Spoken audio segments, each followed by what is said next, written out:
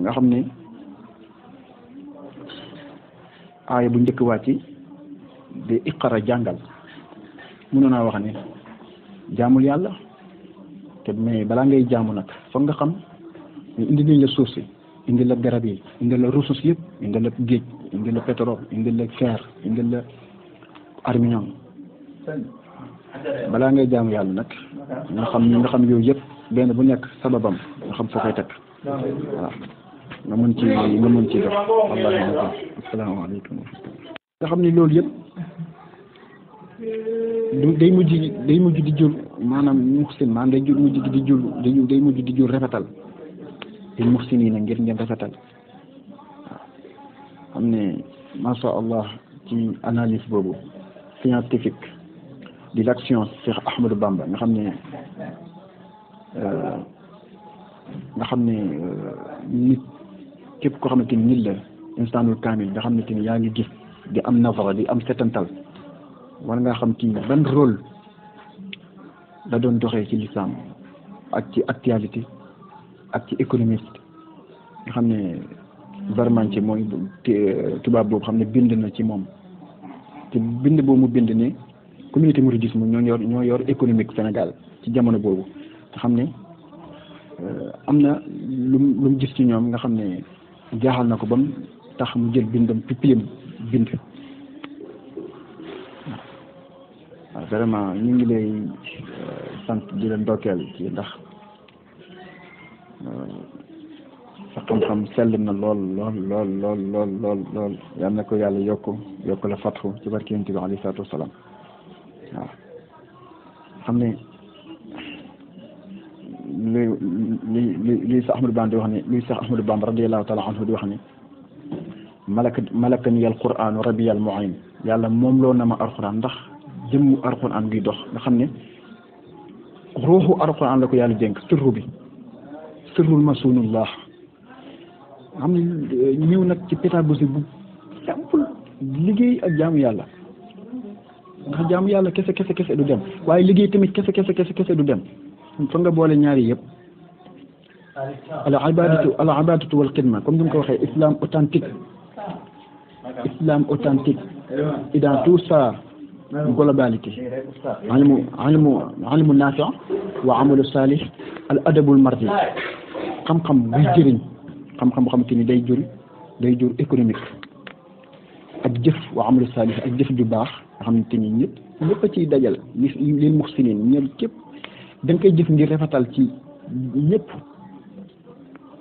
ak adabul mardi ak teggin maanaam éducation boo xamante ni dafa ànd ak ngërmande maanaam dafa ànd ak ñu gërëm la ci ku la gis xam ne yow éduqué nañ la am na lu ñu def ci yow am na njar lu ñu def ci yow. dañuy ñaan yàlla rek yàlla suñu borom bi taxaw jàppale yi ba mbas mi mu jóge fii waaye bu fi jógee moom da nga gisaat beneen corona maa la wax nii corona bi damay da nga fi gisaat beneen corona de maanaam waxañ dana ci amoon ay jeexantal yoo xam ne nii bu sax sonn waaw parce que doy na waar trop waaw yéeme na trop yàlla xam ne ko waaye nag yàlla bari na sutura yàlla nañu suñu borom bi taxaw wax dëgg yàlla. bismillahi rahmaani rahim asalaamaaleykum alhamdulilah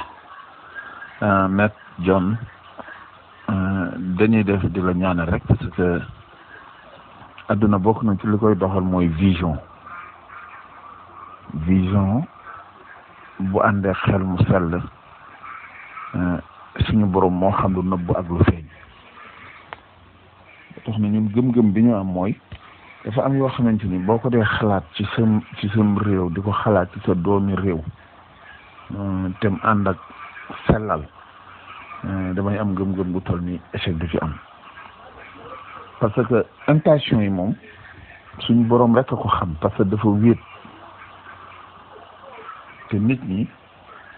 maanaam yàlla moo leen moom te suñ ñun ñëpp buñ maase woon bëgg a dëgmal Maître John te yàlla nangu ko it loolu du antu waaye lay tax ñun ñëpp buñ dëgmalee Maître John suñ boroom antul ko loolu yàllaa koy def ci xol yi parce que na Maître John nu mel la affaire yi nit ñi fi ñu ko fooge moo dul foofa amaa nag nga dem ba nga xamante ni yow la nga doon wax nit ñi du doon loo gëm à 100%, kooku nax nga ñenn ñi wor nga ñenn ñi.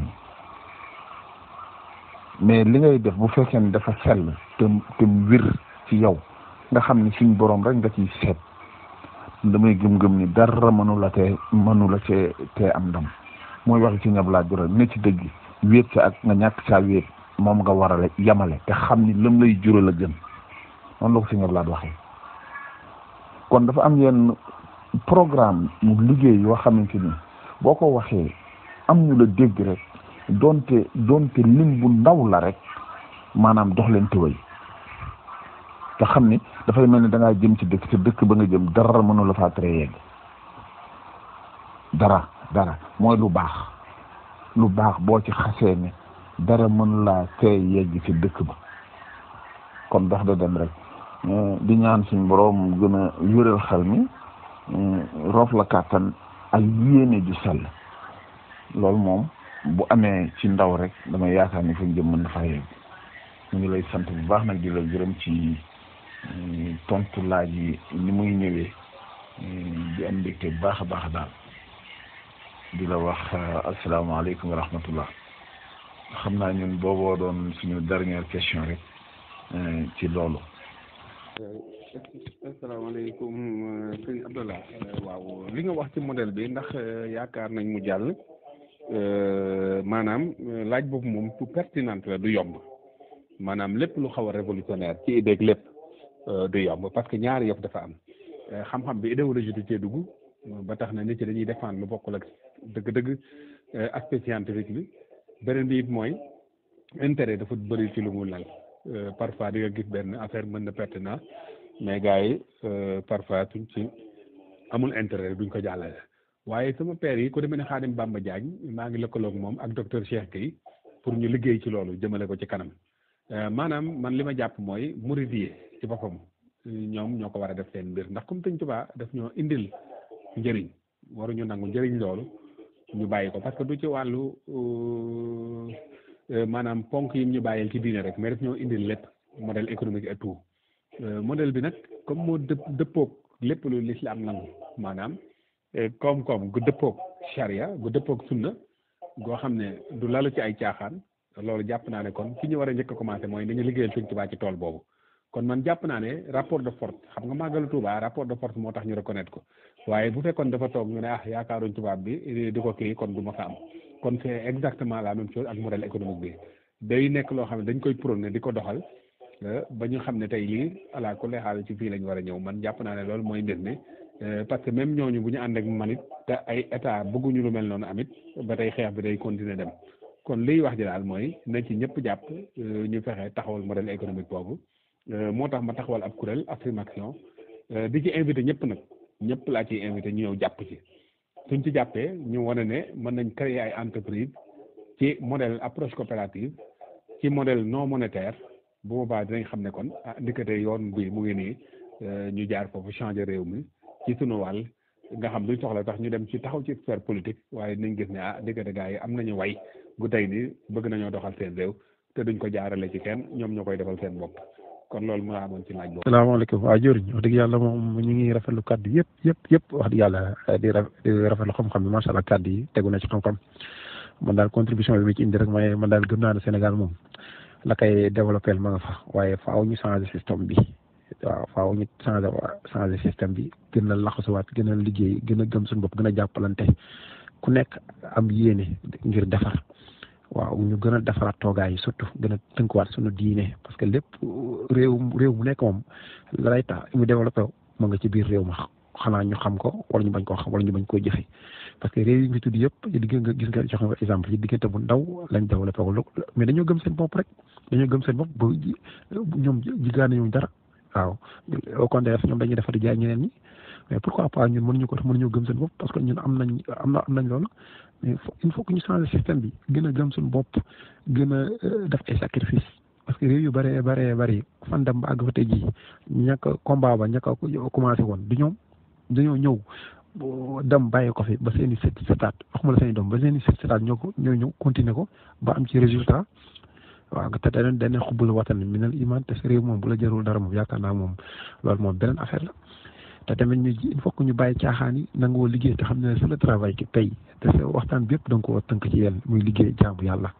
te loolu lu mu la moyul dara loo ko may nit da ngay gëm sa bopp Afrique il est temps ñu gën a dafa toogaay gën a gëm seen bopp surtout gëm sa bopp waaw gën a gëm sa bopp yow boo nekkee fii étranger bi nga gis ne ñoom lu bari ñoom ñoo xeex ba am ko seen bopp te lu ñu def ci ay diggante bu gàtt dong la waaw diggante bu gàtt waaw mais ñoom ñoo dàqoon étranger yi ñoo dàqoon immigré yi dem fenn maanaam bu naan dem li ñëw lu ñëw dañ ko defar seen réew te dafa am jeexantal waaye ñun suñ système bii nga xam ne jàppale wuñu immigré yi jàppale ñu sax seeni doomu réew yoo fa nekk ku fay xeex ku fay liggéey ñu jëm laa xeex wala yu mel noonu ci yenn côté yi ba pare nag bëgg a defar gëm naa loolu moom du yomb moom waaw faaw ñu bay sa wew tànk waaw jàppale nit ñi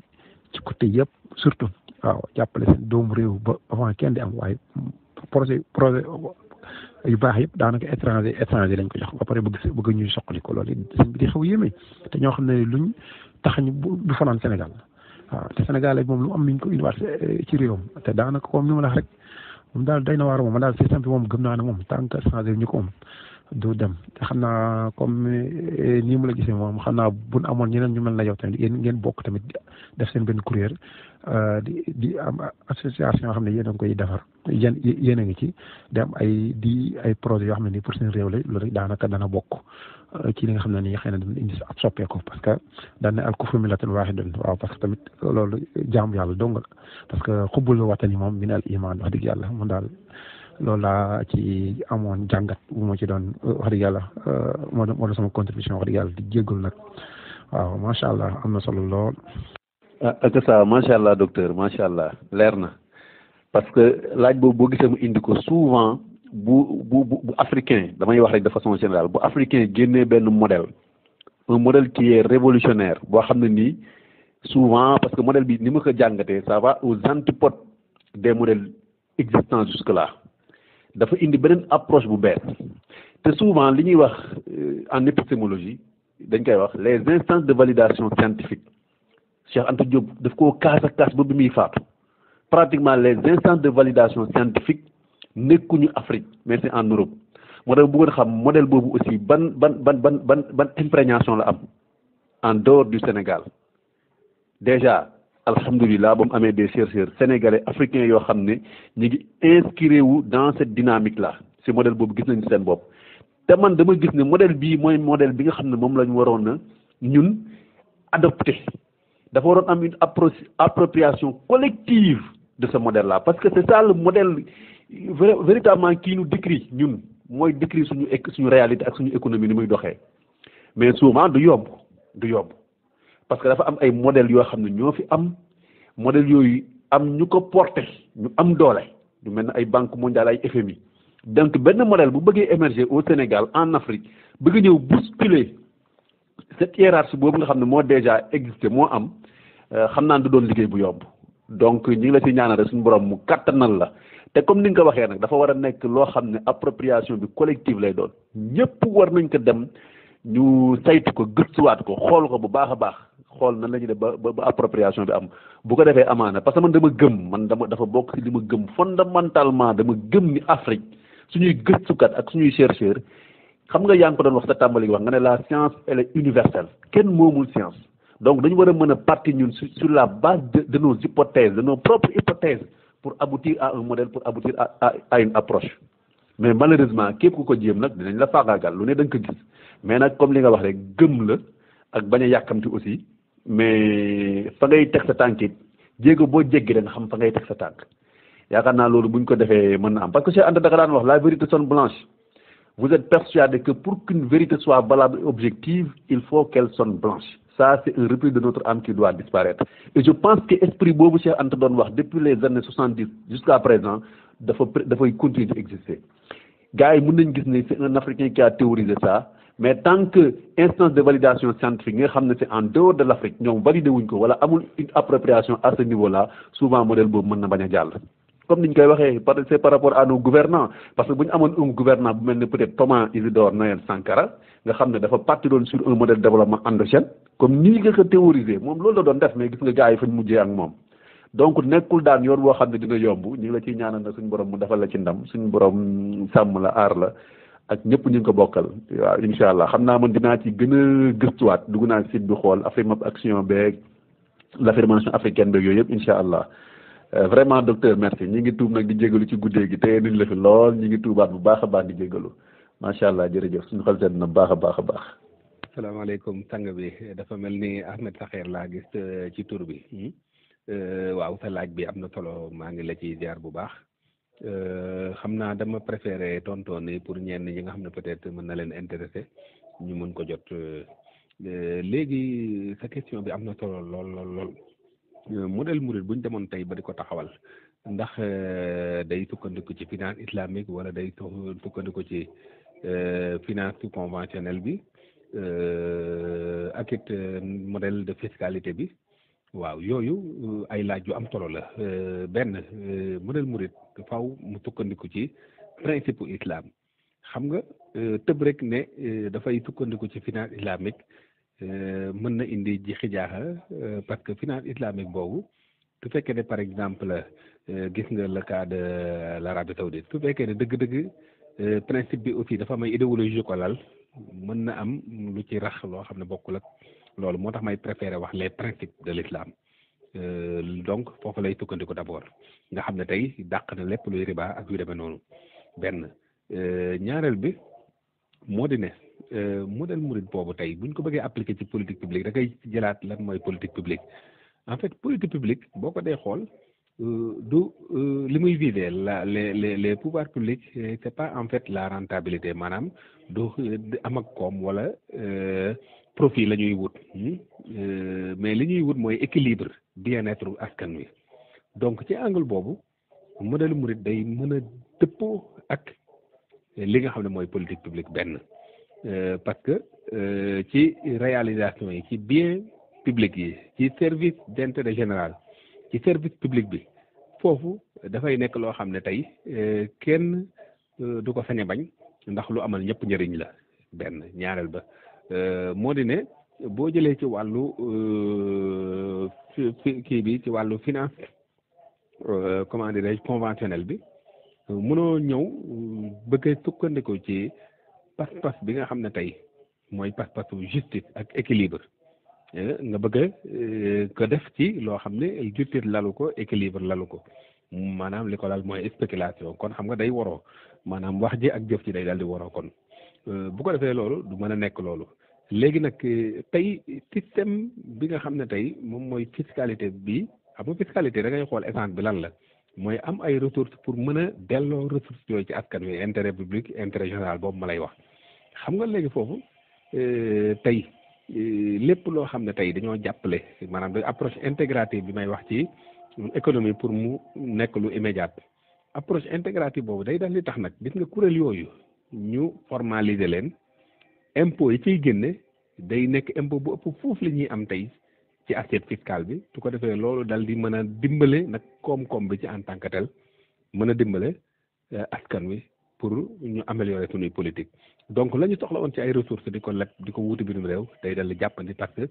structure yi à l'interne am na benn économie bu ko permettre ba ñu mën a régler yooyu donc ci jëfin noonu lañ mën a jaare doo mën a def modèle boobu comme modèle de développement xam nga li ñuy wax partenariat public privé loolu boo ko dee xool dafay am chance mën a boole ñaar yi l'intérêt général bi état di poursuivre ak profit boobu maanaam day tax privé yay wut loola mën caa am njëriñ bénéfice bi day ñëw ci ñoom mais en même temps privé dafa baaxoo pour joxe maanaam résultat qualité su ko defee service public bi day am qualité profit bi dem ci waa askan wi ba noppi mu mën a jëriñ ñëpp à travers le partenariat public privé parce que entreprise yi fi nekk formalisé nañ leen dooleel nañ leen donc modèle mouride bi noonu lay mën a nekkee modèle boo xam ne day nekk lu ñëpp mën a jëriñoo. waaw bisimilah rahmaani rahim man sax de tàggatoo woon naa nga xam naa dama déglu jëwriñ ji audio bu mujj bi rek di muy wax ci kuréelam boobu mu taxawal muy Afrique Macron ci nan la ko taxawalee day doon kuréel boo xamante ni tey jii ku ci bëggoon adhéré day doon sur carte de membre wala day doon moom daal naka lay taxawee loolu te yitteel doomu sénégalais yëpp pour dugg ci naka lay demee waaw loolu dinañu intéressé pour ñu xam ko daal parce que lépp loo xamante nii rek bokk na ci développement te mu ànd ak lu sell defe naa ni groupe bu mel ni soppe Serigne Samba yi dina leen soxal. waaleykum rahmatulah waa daayira bi ma leen di ziar bu baax leen tuubal ci liggéey dugg gi fan yi xaw a tawat rek léegi moo tax ñu ko ci dugg ci groupe yi mais ñoo ngi ziar bi sëñ Abdallah sëñ ak docteur John ci waxtaan bi ñu ngi koy topp ndànk-ndànk di ko jéem a déglu luñ ci jot a ko déglu di moom ñu introduction bi moom tabarkàlla ba ma ko déglu wala daanu moom ba mu introduire ci suñu saam tasawuf moom tabarkàlla dégg naa ci ñetti audio ñu ngi ci wàcc déglu émission bi lépp di jaajëfal ñëpp bu baax nag